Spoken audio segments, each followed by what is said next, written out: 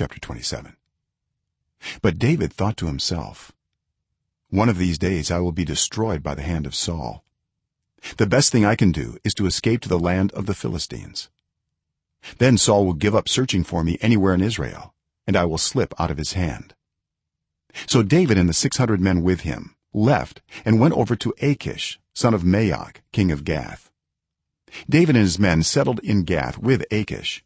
Each man had his family with him, and David had his 2 wives, Ahinoam of Jezreel and Abigail of Carmel, the widow of Nabal. When Saul was told that David had fled to Gath, he no longer searched for him. Then David said to Achish, if I have found favor in your eyes, let a place be assigned to me in one of the country towns, that I may live there.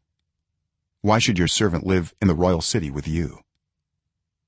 So on that day Achish gave him Ziklag, and it has belonged to the kings of Judah ever since. David lived in Philistine territory a year and 4 months.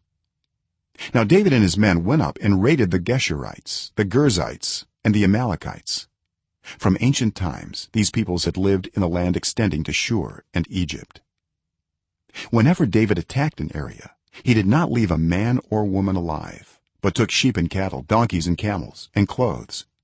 Then he returned to Achish.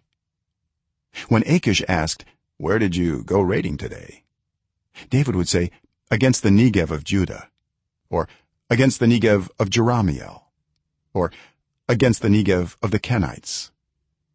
He did not leave a man or woman alive to be brought to Gath, for he thought, they might inform on us and say, this is what David did.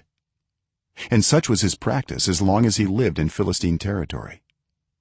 Achish trusted David and said to himself, he has become so obnoxious to his people, the Israelites, that he will be my servant for life.